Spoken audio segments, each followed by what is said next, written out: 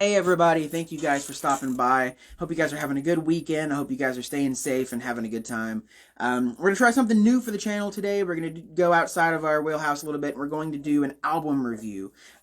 This is the first album we're going to be doing is one that if you've been listening to this show, if you've been watching this show for a while, I mention at least once. I make it a point to mention it at least once in every show because it is one of my favorite fucking things ever made by humans, and that is the most recent release from Ice Nine Kills, which is entitled The Silver Scream 2, Welcome to Horrorwood. This record is fantastic in my opinion. I think it absolutely blows their previous work out of the water. This is a band that if you listen to their discography in order, you can audibly hear an increase in everything. Just musically it gets better, everything gets better. You can see their progression, and it's a very cool thing to hear in real time, as it were.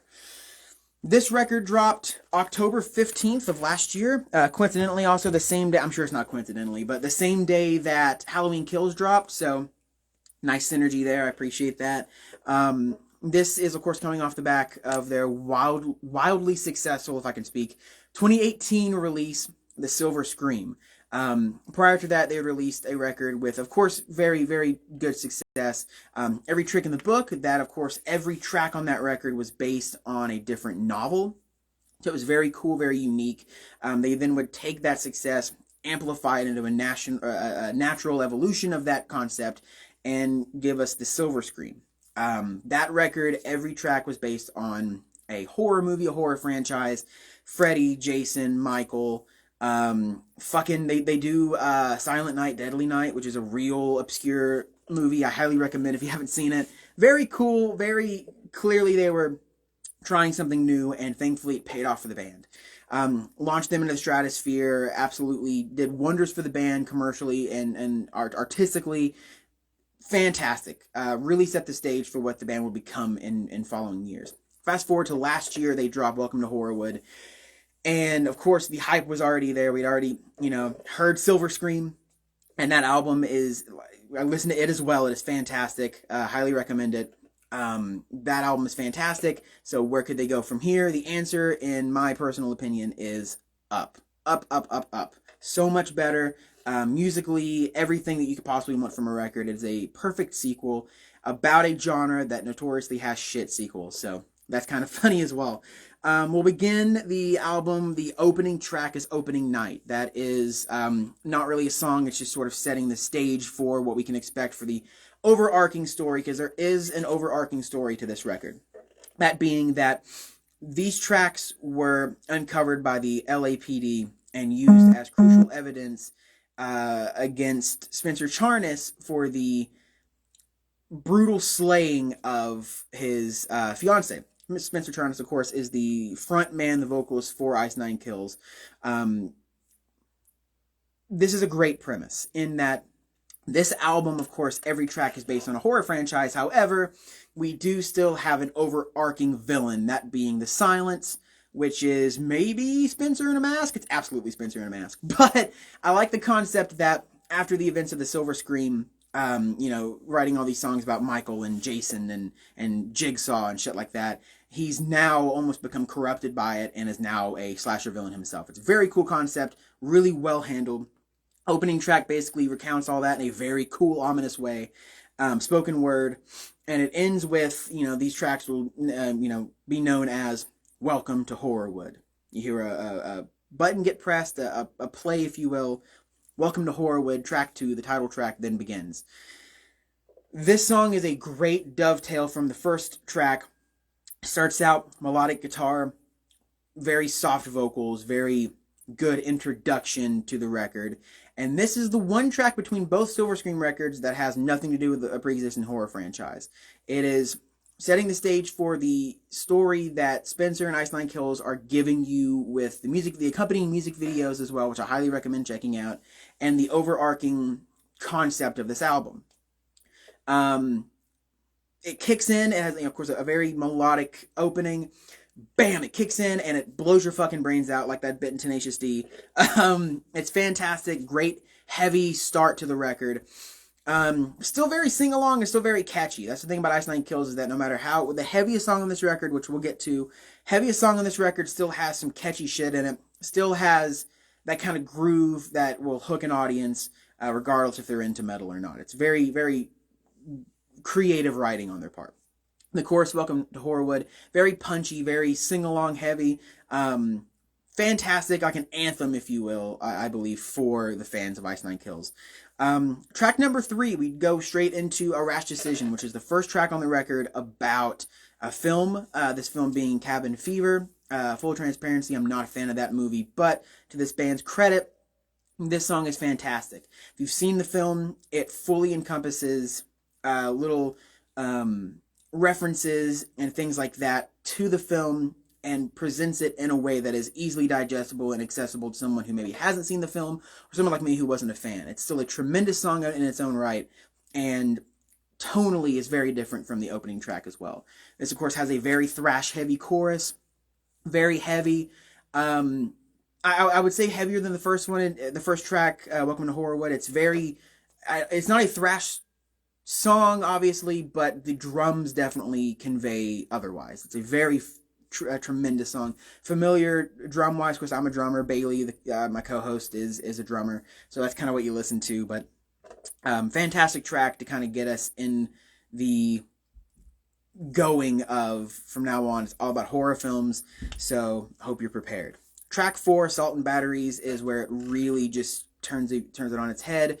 This track is about the Child's Play franchise, the Chucky series. From the get-go, we hear a TV turn on, and we hear a confirmation on a news report that Charles Lee Ray has died in a toy shop, which is, of course, a reference to the opening to the original Child's Play film. Very creative way to do that.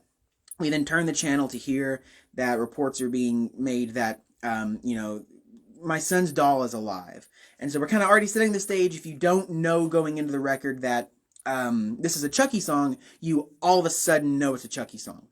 We then go into a good guy commercial, it seems, which has great double meaning. I'll be watching over you and every move you make. I may be made of plastic, but I'm wide awake. Stuff like that. It sounds kind of innocent on the surface, but below, it's fucked up. The song kicks in with a fantastic "Hey Andy, it's time to play, motherfucker," brilliantly delivered by Spencer Charnas. Song kicks in, and from the get-go, you hear, I don't know how else to say it, but like Danny Elfman noises in the background. You hear like a pogo stick and like these like slide whistles and all this shit to kind of give you more of a toy child, like you walked into a Toys R Us or some shit. It's very cool, very creative way to kind of get the vibe of the Child's Play franchise in that way, audibly. It's very, very well done. Very catchy chorus. That's one thing that you'll hear me repeat a lot on this record, is that a lot of the choruses are extremely big earworms. So it's very cool in that way. The bridge into the breakdown is fantastic. Not my favorite on the record. We'll get to that in a minute. But it is a fantastic lead into the breakdown. We hear the infamous chant, Ade Due Dembala, which is, of course, the chant that Chucky uses to try to inhabit the body of young Andy Barkley. We then build up, and this big breakdown hits, and interjected in the breakdown is, of course, like a squeaky, like a duck noise, and like a all this crazy toy sounds in the middle of this breakdown, which may not sound like it works, but it absolutely is pulled off expertly by this group. Heidi Ho Bitch is what leads us into a fantastic guitar solo by Dan Sugarman, and I want to give props across the board for the musicianship on this record. Fantastic instrumentation, fantastic everything. Everybody performs their job very well on this record, and it really shows if you check this record out. Salt and Batteries then leads us into the 5th track on the record, the shower scene, which is, of course, paying homage to the iconic Alfred Hitchcock film Psycho. This, I think, has one of the better, on this particular album, one of the better incorporations of sound. And what I mean by that is we are introduced to the song by a bell ding, like you show up at Bates Motel and, you're requesting a room. It's a very cool way to introduce us to the song. The introduction of the breakdown as well. The band does a very good job of kind of encompassing not just the vibe of the film, but certain audible cues. And this, I think, does it expertly. We hear a shower being turned on as the bridge into the breakdown begins, as the big swell into the breakdown begins. We hear a shower get turned on. I can't come clean. You can't escape the shower scene. And when we get to that part, you hear the curtain slip back. You hear the iconic score of the stabs when Norman Bates is killing Marion. Spoiler alert if you haven't seen Psycho. Beautifully done, fantastic. The end of the song concludes with a spoken word reference to the private investigator showing up to the base motel looking for Marion. It is fantastic. If you're a fan of the film, highly, highly recommend this song. That leads us into track 6, which is my personal favorite Ice Nine Kills song ever recorded, and that is Funeral Derangements. It was one of the first singles for this record, and holy shit, the opening to the song alone is fucking bonkers. Extremely heavy, incredible vocals by Spencer Charnas. This is a guy that has the greatest fucking range. His clean singing, of course, he can do any fucking scope you want him to, and his growls, his screams, expertly done here and expertly on display in this song, and of course another one I'll get to in a minute. Funeral Derangements is based on Pet Sematary, which once again I proclaim that as my favorite Ice Nine Kills song. However, I am not a fan of Pet Sematary, of course, showing that they can transcend almost the film in a way. This song has one of the most disgusting breakdowns I've ever heard a metalcore song. That is, of course, the breakdown introduced by, it all began with Sked on the Pavement. It ends here with Funeral Derangements. The flesh is living, but the soul is spoiled. The wrath of God lays beneath the soil. Big breakdown. I don't know how someone can listen to this song in general, but this breakdown specifically, completely still. If you can listen to this still, props to you, because holy shit, it is insane. It's a fantastic breakdown, and it continues the already incredible precedent of the rest of the song that is heavy, fast, in your face. The breakdown continues that. Fantastic song. Highly recommend it. Favorite track of theirs. Number 7, it slows down a little bit. We have Rainy Day. This is more of a, and I hate to say this because I don't mean this derogatory, but it is a radio-friendly song. It is a song that is based on the Resident Evil video games. I believe perhaps even the films, but I mainly hear the video games in this. Rainy Day is a bit more radio friendly. Like, for example, I've heard this on Sirius XM radio and my local rock station, so it is definitely the more accessible, I think, song from this record. Looking at the track list here, it is definitely the most accessible song on this record. Fantastic chorus. Like I've said, I will repeat that 1,000 times. Extremely catchy chorus. A lot of really, really cool Easter eggs and references to not just Resident Evil, but also just playing a video game in general. All access denied, ignorance is past tense, game over, you died.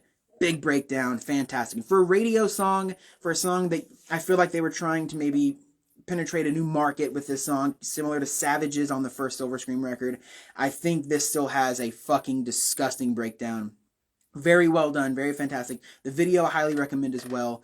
All the videos for these tracks as well, I want to kind of touch on for a moment. All are interlocked, similar to the first Silver Scream record. And it follows Bill Moseley, Chop Top from Texas Chainsaw 2. He played in Rob Zombie's films as well. Follows him as a detective with his crew, the LAPD, trying to piece all this together and get Spencer Charnas. Fun little cameos if you're a fan of the Dead Meat podcast like I am. James and Chelsea are detectives as well, are police officers. It's very cool if you're into that. Rainy Day then dovetails into the DuckTales. Woo, goddamn. Then goes directly into the first fucking track they released for this album, which blows my mind that first single that you do is Hip to Be Scared featuring Jacoby Shaddix. This song is, of course, based on a personal favorite of mine, American Psycho. If you have not seen American Psycho, go watch it now. It's on HBO Max. This isn't about the movie, but go watch that fucking movie. It is an A+ fucking movie. Hip to Be Scared is a masterpiece. And I say that because there's a lot of factors. If you watch the film, I recommend if you're going to intake this entertainment, watch the film first, listen to the song. There are so many references to, there's a scene in the film involving the texture of business cards, and they incorporate that so fucking well into this song. Like almost line, like exact line deliveries and shit. It's fantastic. The crowning thing about this song, as I'm sure a lot of you may already know, is the lead into the breakdown. In the film, this is a mild spoiler, in the film, Patrick Bateman takes Paul Allen, who is played by Jared Leto, the best Joker, back to, that was a joke comment section, takes him back to his apartment, and they have a simple conversation. I'm not going to spoil what happens, but they have a conversation. During the conversation in the film, he turns on Hip to Be Scared. Hip to Be Square, excuse me, I said the name of the song instead. Hip to Be Square. Which, of course, Hip to Be Scared is a pun off of that. They somehow managed to take Huey Lewis's, not exact notes or anything, but get a nice, like, variant on that, and beautifully redo the scene, except instead of talking about Huey Lewis in the news, instead talking about the band Ice Nine Kills. It is fantastic. Highly recommend checking this. The video especially. Check out the video. Very well done. Final chorus is presented us by Jacoby Shaddix from Papa Roach. Very cool combination of those two vocal stylings. They sound similar enough to where maybe you don't pick up the first time that it's Jacoby at the end, but it is fantastic. Highly recommend the whole album, but this is great. Track 9 is where we get disgusting. This track is called Take Your Pick, and it features Corpse Grinder, George Fisher from Cannibal Corpse. What can you say about this song? This song is based on My Bloody Valentine, and you could tell that getting Corpse Grinder on a track really upped their desire to provide a extremely heavy song. There's one very brief instance of clean singing in this song. The rest of it is Corpse Grinder and Spencer Charnas bellowing out fucking hell sounds. It is fantastic. Even then, the chorus is still catchy. Somehow they managed to pull that off somehow. Highly recommend this song. The music video for it is also hilarious. It is a cartoon, which is very cool. Avenged Sevenfold did a similar thing back in the day, and it's very cool. Take Your Pick has a breakdown that I kind of alluded to when talking about Funeral Derangements, but Take Your Pick has the heaviest breakdown on this record, certainly, maybe tied with a track from the first Silver Screen, but it is fantastic. Extremely fast double bass, presented by Patrick. There's nothing else you can say about it. It is the crowning jewel of this album, I believe, so definitely check that out. Number 10, we have The Box, which The Box is based on Hellraiser. Very cool song. I don't know if it's just me, but this is kind of where it starts to dip a smidge. Towards the end of the record, I'm not saying these songs are bad. I'm just saying that we have Hip to Be Scared and Take Your Pick back to back, and then we get into some different territory. The Box is fantastic. They managed to incorporate the score that plays when the Cenobites from the film show up. There's like a little chime sound effect that shows up, and they incorporate that into the song. Demons become angels to some. Of course, there's a play on, demons to some, angels to others. It's very cool. On his command, will tear your soul apart, which is, of course, an iconic line delivery from Pinhead in the first Hellraiser film. Kicks into a breakdown. Very solid song, however, I do think it is one of the weaker tracks from the record. Certainly, still a fantastic song. If you're a fan of the Hellraiser franchise, it does, at least the first film, very good justice. The one thing that I will give it, though, is that I think comparatively to the rest of the tracks on this record, I think lyrically it kind of beats home that it's Hellraiser a bit more than the other songs do. Personal opinion on that, maybe you'll feel differently, but that's certainly a takeaway from it. 11th track on the record, Fly. It's an acronym, F-L-Y, but I'm just going to say Fly, based on The Fly. I've only ever seen the Jeff Goldblum one, so we're going to assume it's based on that film. This song is also kind of weird. It feels like something that they would play live, but they haven't. It seems like something that they would play on the radio, but haven't. It's a bit more of a friendly introduction to the band, I think, than some of the other tracks on this record, like Take Your Pick. Fly has a very unique distinction, because it is a song that, unless I'm forgetting, I don't believe there's any screaming in it. It is a pretty straightforward, I don't even say metal, but even like almost a hard rock song. Very sing-along, very fun song. I don't believe that the lyrical content does the film a lot of justice. However, I'm not a fan of the film, so it's okay. I'm perfectly fine with that. Track 12, we're in the last three here. Track 12, Worst Vacation, is based on Hostel. This song fucking rules. They just started implementing it in their Trinity of Terror tour set list.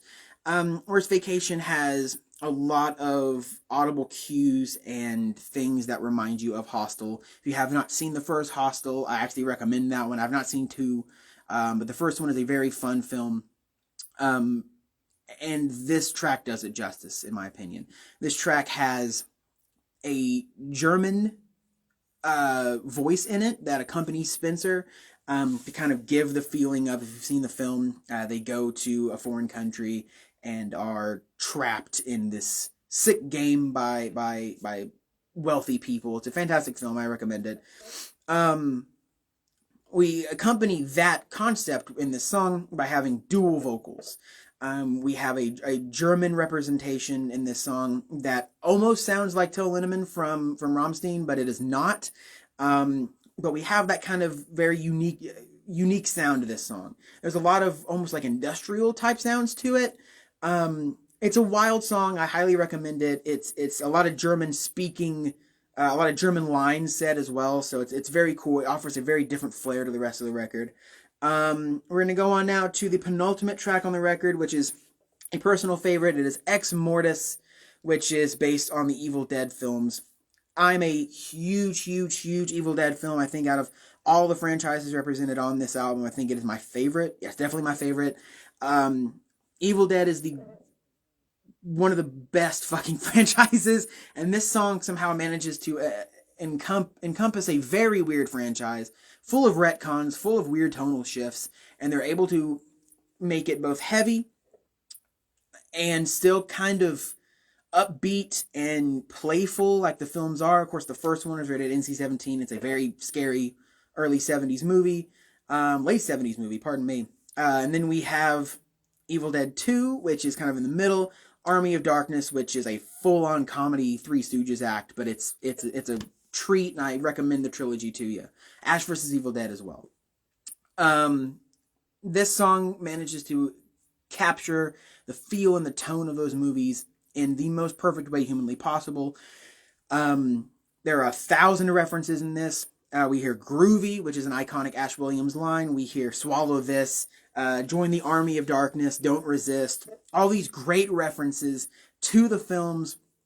This is another song that I think you can easily pair up with some of the best Ice Nine Kills songs ever written. It is so different. It almost is borderlining on the ska background that I know that Ice Nine Kills, when they first started out, they were a ska band. And it seems like they kind of touched on the roots a little bit for this track, and it pays off greatly. Now, the final track on the record, Farewell to Flesh, is probably one of the most on-the-nose names, of course, being a Candyman homage. Farewell to Flesh, of course, Farewell to the Flesh is the sequel to Candyman, but Farewell to Flesh is a tremendous send-off for this record. Farewell to Flesh begins with, very similarly to Welcome to Horrorwood, a very beautiful, almost orchestral instrumentation with very somber, which matches the tone of the films as well. Very somber vocals by Spencer Charnas, kind of touching on the origin story of Candyman.